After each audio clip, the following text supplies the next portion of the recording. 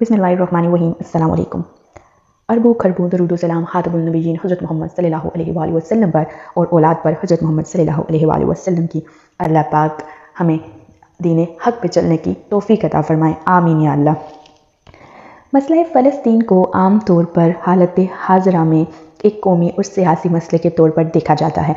यहाँ ज़ाहिर दो कौमें यानी अरब और इसराइल एक मखसूस इलाके पर अपनी हुकूमत का दावा करते नज़र आते हैं, लेकिन इस मसले का ताल्लुक़ दरअसल तारीख़ और आसमानी किताबों से जुड़ा है, जो अपने हज़ार साला तारीख़ में जुल्म, बर्बरियत, नाइंसाफ़ी, उम्मीद, रूहानियत और सियासत की दास्तान बयान करती है।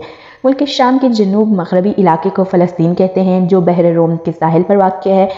फ़लस्तीन की तहज़ीब दुनिया के कदीम तरीन तहज़ीबों में शुमार होती है। तहक़ीक़ के मुताबिक 11,000 साल पहले जहाँ सबसे पहले इंसान ने ज़मीन से फसल उगाई और जहाँ पहली मर्तबा इंसानी बस्ती बनाकर रहने लगे, वह सरज़मीन फ़लस्तीन ही थी। फ़लस्तीन यानी अर्ज़ मुक़द्दस को यहूद और नसारा की मुक़द्दस किताबों में सरज़मीन मऊद कहा गया है। यहूदियों के मुताबिक यहाँ 3,000 साल कबल अज़ मसीह मूसा अलैहिस्सलाम जब बनी इसराइल के साथ आबाद हुए, तो आप अलैहिस्सलाम ने यहाँ एक इबादत गाह की बुनियाद रखी, जहाँ हज़रत दाऊद अलैहिस्सलाम और हज़रत सुलेमान अलैहिस्सलाम के ज़माने में अजीम हैकल बनाई गई थी। जबकि ईसाइयों का मानना है बैतुल हाइम यानी वो मकाम जहाँ ईसा अलैहिस्सलाम की पैदाइश हुई थी, वो भी फ़लस्तीन के शहर यरूशलेम में ही है और आप अलैहिस्सलाम यहीं से आसमान पर उठाए गए थे। जबकि इस्लाम की बात करें तो कुरान मजीद में इससे पाक सरजमीन और बाबरकत मकाम कहा गया है, जिसकी तरफ रसूल अकरम सल्लल्लाहु अलैहि वसल्लम ने 16 या 17 महीनों तक रूह करके नमाज अदा फरमाई। महराज के मौका पर भी हजूर अकरम सल्लल्लाहु अलैहि वसल्लम मस्जिद हरम से बुर्राक के ज़रिए बैतुल मुक़द्दस तशरीफ़ लाए और तमाम नबियों की इमामत फरमाई। लिहाजा बैतुल मुक़द्दस को मस्जिद हराम और मस्जिद नबवी के बाद तीसरा हरम करार दिया गया है। साल 638 ईस्वी में खलीफा सानी हज़रत उमर बिन ख़त्ताब रज़ी अल्लाह ताला अन्हा की क़यादत में फ़लस्तीन को फ़तह किया गया। यहाँ इस वक्त रोम की ईसाइयों की हुकूमत थी। हज़रत उमर जब यरूशलेम में फ़तह की हैसियत से दाखिल हुए तो सबसे पहले इस चट्टान के करीब एक मस्जिद बनाने का हुक्म दिया, जहाँ हज़रत मोहम्मद सल्लल्लाहु अलैहि वसल्लम ने मेराज पर तशरीफ़ ले गए थे और इस मस्जिद को हम आज मस्जिद अक्सा के नाम से जानते हैं।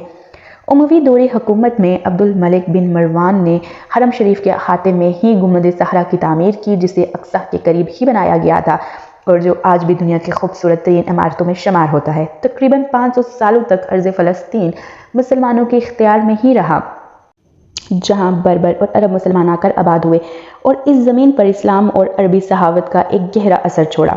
लेकिन साल 1099 ईस्वी में पहली सलीबी जंग के नतीजे में फ़लस्तीन और शहर यरूशलेम पर सलेबियों का कब्ज़ा हो गया। लेकिन बहुत जल्द अल्लाह ने एक बहादुर पैदा किया, जिसने सिर्फ 100 सालों के अंदर सलेबी कुव्वतों से टकरा कर बैतुल मुक़द्दस को आज़ाद करवाया और जिसे दुनिया आज भी सलाहुद्दीन अय्यूबी के नाम से जानती है।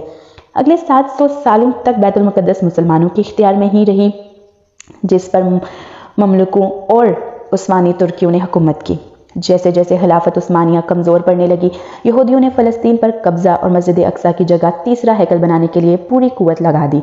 दरअसल हैकल सुलेमानी सबसे पहले यहूदियों के सबसे मुक़द्दस इबादत गाह थी। उसे बख्त नसर और टाइटस रोमी ने 2 मरतबा मस्मार करके तबाह व बर्बाद कर दिया था और यहूदियों का खूब कत्ले आम किया था। लिहाजा अब यहूदियों का मकसद था कि क़यामत के करीब उन्हें तीसरा हैकल को दोबारा तामीर करना होगा और फ़लस्तीन में अजीम यहूदी रियासत का क़याम करके ही उनका मसीहा यानी दज्जाल का ज़हूर होगा, जो पूरी दुनिया पर यहूदियों की हुकूमत कायम करेगा। लेकिन आखिरी उस्मानी सुल्तान अब्दुल हमीद के जीते जी इस मंसूबे में कामयाब ना हो सके। दरअसल यहूदी कौम हज़रत सुलेमान अलैहिस्सलाम के बाद दर बदर मुख्तलिफ मुल्कों में फिरते रहे और 2000 सालों से उनका कोई अपना मुल्क या रियासत नहीं थी। लिहाजा 19वीं सदी में एक तहरीक का आगाज़ हुआ, जिसका मकसद ये था कि दुनिया भर में फैले यहूदियों को फ़लस्तीन की तरफ बुलाया जाए और यहाँ एक यहूदी रियासत कायम की जाए ताकि हैकल की दोबारा तामीर हो सके और यहूदियों को इनका हक मिले। चन्नाचा पहली आलमी जंग के बाद जब सल्तनत उस्मानिया का खात्मा हुआ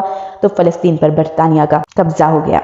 लिहाजा यूरोपीय ममालिक ने इस तहरीक की हमायत कर दी और दुनिया भर के यहूदी फ़लस्तीन में आकर आबाद हो गए, जिसका नतीजा ये हुआ कि यहूदियों और वहाँ मौजूद अरबों में तनाज़ात बढ़ने लगे। लिहाजा ऐसी सूरत में यूएनओ ने फ़लस्तीन का कंट्रोल संभाल लिया और यूनाइटेड नेशन ने फ़लस्तीन को 2 अलहदा मुल्कों यानी अरब फ़लस्तीन और यहूदी इसराइल में तकसीम करने का मंसूबा पेश किया।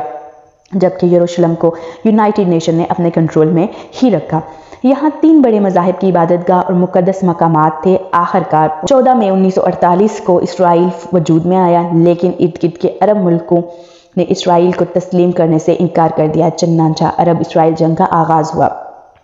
حیرانی کی بات تھی کہ اتنے سارے عرب ملکوں کے ہتھیاروں اور لیس فوج کو اکیلے اسرائیل نے شکست دے دی، اور ایک ایک کر تمام عرب ملکوں نے ہتھیار ڈال دیے۔ اب اسرائیل نے یونائٹڈ نیشن کے پارٹیشن پلان کے خلاف ان علاقوں پر بھی قبضہ کر لیا جو فلسطین کا حصہ تھے۔ نتیجہ یہ ہوا کہ 7 لاکھ فلسطینی مسلمان بے گھر ہو گئے۔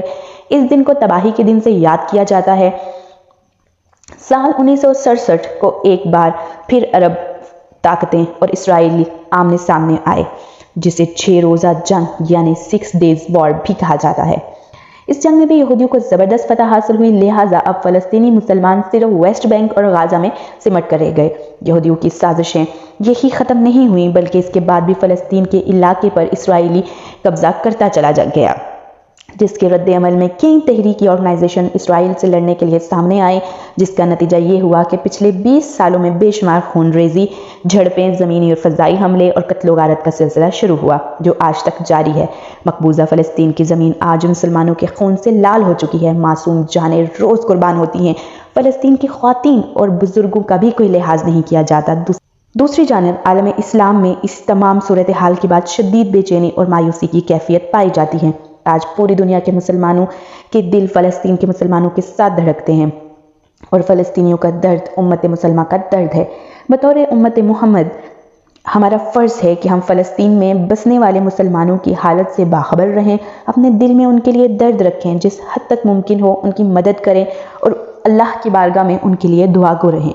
آئیے ہم فلسطین کے مسلمانوں کے لیے اپنے ہاتھ اٹھائیں اور ان کے لیے دعا کریں۔ یا اللہ، یا پروردگار، فلسطین کے مسلمان مرد، عورت، بچے، بوڑھے، جوان ہر حفاظت فرمائیں، اور اللہ پاک مسجد اقصیٰ کی بھی حفاظت فرمائیں۔ یا اللہ، مسلمان ملکوں میں غیرت پیدا ہو کہ وہ وہاں فلسطین میں موجودہ مسلمانوں کی مدد فرمائیں، ان کی حفاظت فرمائیں۔ یا اللہ آپ ہی ان کے محافظ ہیں، یا اللہ ان کی مدد فرمائیں، آمین یا اللہ۔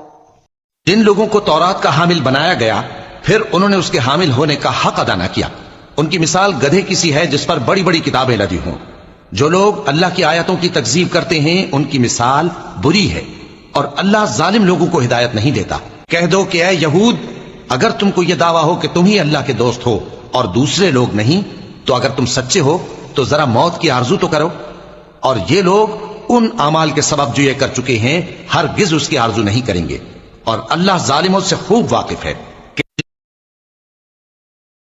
اے اہل کتاب، تم ابراہیم کے بارے میں کیوں جھگڑتے ہو؟ حالانکہ تورات اور انجیل ان کے بعد اتری ہیں اور وہ پہلے ہو چکے، تو کیا تم عقل نہیں رکھتے؟